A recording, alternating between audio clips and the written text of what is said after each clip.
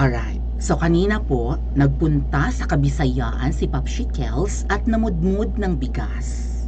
Ang mga bigas na ito ay hindi buwis ng taong bayan ang pinambili. Okay? Hindi ito budget ng opisina ni Popshi Kels, ni Muning. Di ba? Hindi ito ginamitan ng pera ng kabanang bayan. Kundi libre nila itong na-acquire.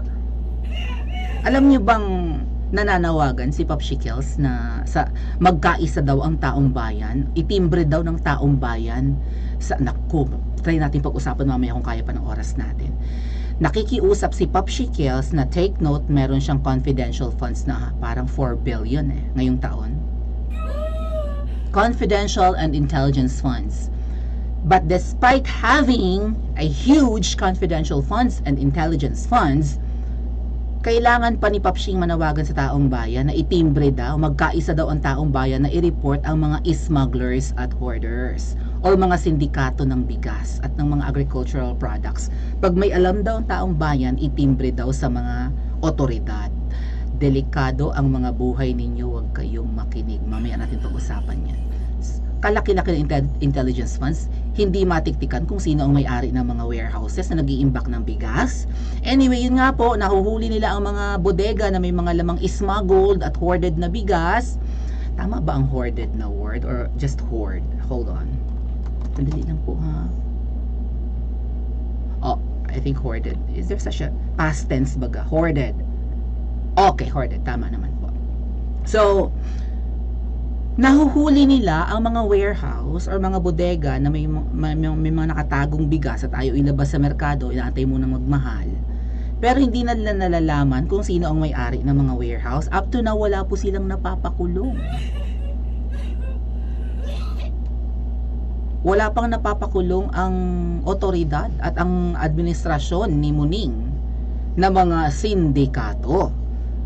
Nakuha na nila ang bigas, napapakinabangan nila through Pogi Points. Eto nga po, pinamumudmud sa kung saan-saan sa Pilipinas. Trabaho na nga pala ngayon ng Pangulo ang mag-ikot at magbuhat ng bigas at iabot sa taong bayan. Ano ang kanilang pinagtatakpan? Diba? Bakit puro pa Pogi? Kasi kung tatanungin nyo po, itong pag-iikot ni Popshi Kels all over the Philippines para mamudmud ng bigas, aside from matutuwa yung mga maralita nating kababayan na maaabutan sila ng isang sakong bigas, makukunan pa ng picture na napakasipag naman ng Pangulo, hands on. That's micromanagement, right? Hindi mo na trabaho yan, Popshi. Hindi baka pagdating ng graduation, pagtapos ng klase, ikaw na rin na magsabit ng medalyon sa mga honor students. Right? Hindi mo na dapat trabaho yan. Dapat nag-overlook ka lang. Mando ka lang. Kaya ka nga may Popshi, kaya ka nga may mga cabinet secretaries. Just like this one, naging secretary ng DILG, di ba? Ano kaya ang kanilang sikreto? Puntahan natin yan. Hindi mo trabaho yan, kaya ka nga may mga alter ego, may tatayong pangulo sa bawat departamento, agency, wherever, may tatayong parang ikaw. Yung secretary ng DSWD, I think ang dapat mag-distribute ng bigas kung talagang gustong mamigay, di ba? Kung in good faith itong pamimigay ng bigas. Kung talagang malapit, di ba? Diyos ko po, ilang buwan kaya aabot yung isang sakong bigas, mga ate at kuya? Abutin kayo ng 2 buwan. After that, mag-iikot naman siya sa Pilipinas. Ano to, early campaigning? Or puro pagpapapogi lang? Photo op? Ano ba? Diba? Ano yung gagawin niya monthly hanggang sa matapos ang kanyang term? Magbibit-bit ng bigas? Ganyan ba dapat ang trabaho ng isang pangulo? Ay, may mga pwede kang i-delegate na tao para gumawa dyan. Yung secretary kaya ng DSWD, baka yan ang dapat mag-ikot at mamigay niyan. Yung tumatayong secretary ng DepEd na si VP Sara, siya ang tumatayong PBBM sa DepEd. Yung tumatayong secretary ng DOJ na si, alam nyo na, si Bonjing, siya yung tumatayong PBBM sa Department of Justice. Sa dinami-dami ng departamento, pagpalagay mo na more or less than 20 departments yan. mayroon siyang mga secretaries, mga alter ego na dapat magtrabaho para sa kanya. So Papshi, imbes na ang mga taga DSWD, like may mga local offices naman yan, may mga office naman yata ng DSWD bawat bayan-bayan or probinsya at bawat syudad, sila dapat ang namumudbud ng bigas na yan. Bakit ikaw ang nag-iikot at nagbibit-bit niyan? Tapos puslit naman. Nakaw na bigas yan, inakaw nyo sa magnanakaw. Ang galing, Robin Hood, bagong Robin Hood. Pero ano nga ba ang sekreto ng dalawa? Okay, laman ng balita, trending ngayon, like po tayo, sana madagdagan pa. Trending na trending ngayon itong pag-iikot ni Pangulong Marcos Jr. ng pamimigay ng bigas at kasama niya si Mar Rojas. Bakit magkasama ang dilaw at pula? Right? Samantalang si Mar Rojas noon, nung panahon na nananawagan silang ipalibing sa libingan ng mga bayani ang tatay ng Pangulo ngayon, si Mar Rojas ay nasa side ng ano daw yun, hukayin yata sa libingan ng mga bayani or kontrahin ang pagpapalibing. Si Mar Rojas ay nag-o-oppose doon para maipalibing ang dating Pangulong Marcos Sr. sa libingan ng mga bayani. So, kalaban yan. Bakit sila magkasama? Last year din po, sabi ko nga, mga October din last year, pumutok yung balita na si Mar Rojas ay i-appoint.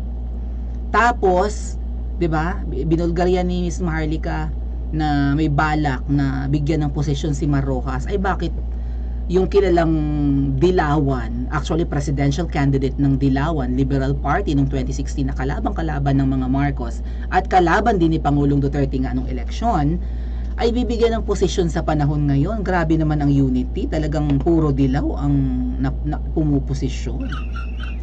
So sabi nila fake news daw yon, hindi daw ma-appoint si Mar Rojas. Even Sandro Marcos, 'di ba, nung mga nakaraang buwan nagsabi niya hindi po totoo 'yan.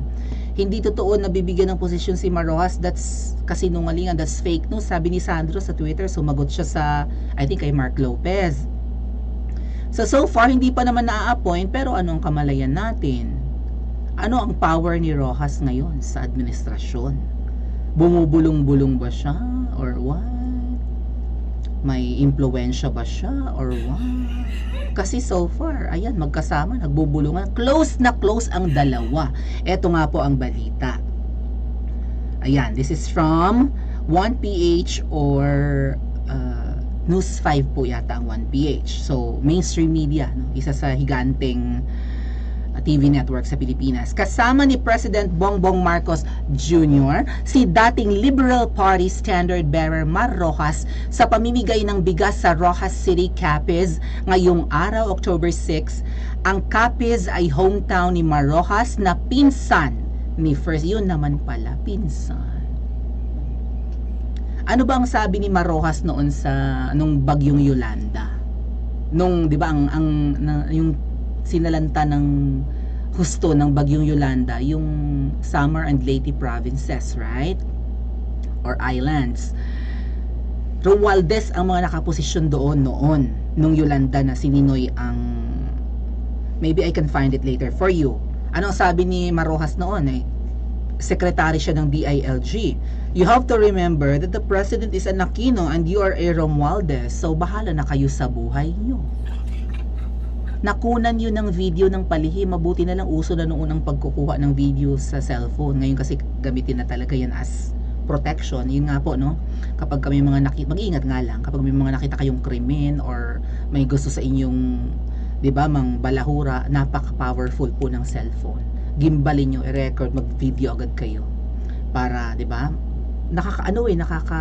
nakaka-deter ng crime kung talagang suswertihin tayo kapag kami gadget. So, anyway, ito nga po, nakuna ng video si Rojas noon na sinasabi yan, and napahiya talaga siya dyan. Nakasira sa kanyang kandidasyon, noong 2016. 2013 yata yung Yolanda, kalagitnaan ng panahon ni Noynoy. And ganun pala sila magtrabaho, ganun pala ang administrasyong Noynoy noon. Bahala kayo sa buhay nyo kapag kalabang apelyido kayo ng nakaupo. So anyway, ito po yung lihim. Ewan ko, ngayon lang natin narinig, ngayon lang naman dinisclose Kami ni Mar, matagal na kami magkaibigan. At kahit na hindi kami magkapanig kung minsan sa politika, Matagal kami nagsama sa New York. Kaya pala very New York yung isa. Di ba merong very New York? Ayon kay PBBM. Matagal silang nagsama sa New York. May pinagsamahan. Thank you so much po, Ate Connie CRC. Matagal na silang magkaibigan kahit magkaiba yung kanilang panig sa politics. Ay ganito naman talaga po sa politika. Minsan pinapalabas nila magkaaway sila, pero at kahit nga magkaaway talaga, eventually nagiging magkaibigan. Wala namang permanent enemies and friends sa politics, di ba? Ang permanent ay vested interests lang. Minsan pare-pareho pa sila ng vested interests. May nakita akong post nga pala mga ate at kuya. Ayan, matagal na sila magkakilala, magkaibigan, nagsama sa New York. So I guess, kasama sa pamimigay ng bigas. Diyos ko po, may nakita ko, hanapin ko yung picture na dali. Si Marojas nagbibit-bit ng bigas. May nakita kong ganyan. Sandali. What was that again? Hold on. Nakalimutan ko na. Anyway, nandito yan. I see, okay.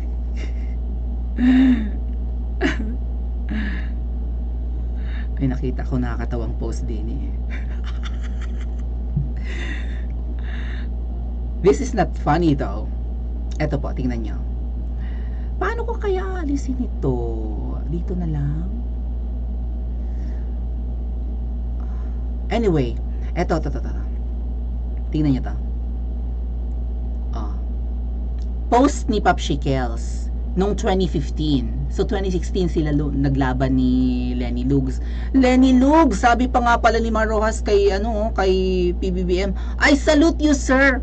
Ay saludo daw si Marojas kay PBBM. Lugs, 'di ba? Ikaw ang standard bearer last year ng Pink Lawan.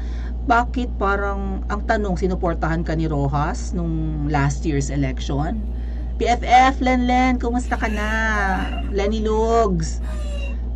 Hindi ko narinig na sinuportahan ka ni Rojas last year. Ang narinig ko talaga, kayo lang ni Kiko noon, no? At iba pang mga dilawan. Pero never ko nakita na in-endorse ka ni Marojas. Tapos sabi kanina ni Marojas sa Rojas, kay Popshi, Diyos ko, lugar na nga lang sa Capiz, sa apelyedo pa nila. So, baluarte indeed, no? I salute you sa saludo daw. Hanapin ko yung video mamaya. Pero ito po yung post ni Marcos Jr. or ni Muning nung 2015. Ayan nga po ang date. Mar Rojas, Bongbong Marcos tandem. Gumawa pa nga sila ng ng parang yan. So anong balak pala dati ni PBBM maging Vice President ni Mar Rojas? Panahon na nga ba para magkaisa ang dilaw at pula?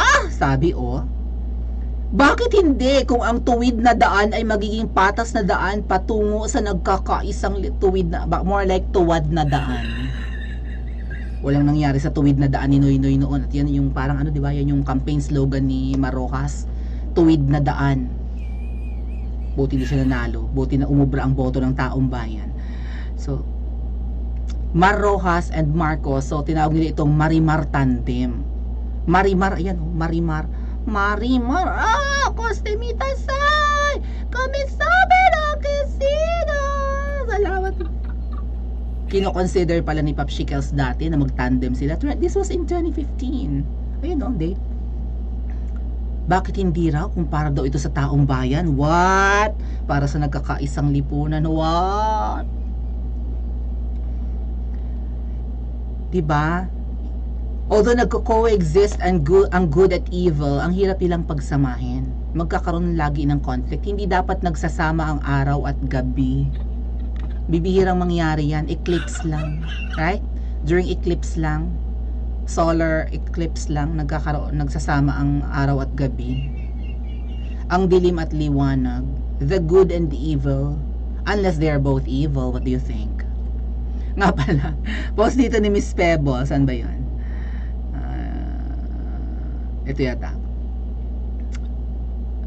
Di ba si Michael Ma yan? Mar Rojas, BBM at Michael Ma. Hindi ako sigurado kung si Michael Ma yun Pero nakita nga sa picture, ayan yung nasa gitna. I think politiko ito ng Rojas, hindi naman talaga siya si Michael Ma. Kasi nakita ko yung speech niya kanina, ini-introduce nga niya yung Pangulo. I think si Michael Ma hindi naman bihasa sa wikang Filipino. Not sure though. Sa tingin niyo, sino to si Michael Ma? Di ba yung Michael Ma daw yung business partner ni Ehem Ehem? At si Michael Ma daw ay alleged smuggler. Allegedly binigyan nga din daw ng PSG yan para... Bakit si Michael Ma ba yan? Kabuhok ni Michael Ma, kasing katawanin ni Michael Ma, mukha rin maputi, Si Michael Ma ba yan, mga adat kuya? Bakit nila kasama? Diba, Miss Pebos, nahihiwagaan talaga. Si Michael Ma yan Miss Pebos, si Michael Ma daw yan. Bilang na ang araw ng mga smugglers, what if si Michael Ma nga yan, ha? What if si Michael Ma, nagsama-sama silang lahat. Kakaloka talaga.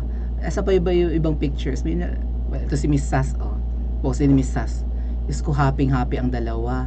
Pre, napaniwala ng pinsan mo na mananalo sa kaso ang top vlogger ko laban sa top vlogger mo. Bumubulong yata. Bumubulong ito ang tingin ni Miss Sas dito, ang ibinubulong ni PBBM kay Marojas ay, pre, napaniwala ng pinsan mo, I think pertaining ito kay First Lady Liza, kasi pinsan 'di ba ni Marojas si First Lady Liza. Napaniwala ni Liza na mananalo sa kaso ang top vlogger ko, si Taning. Si Taning 'yan, 'di ba? Gusto niyo pag-usapan natin si Taning mamaya. Mag-like muna kayo diyan.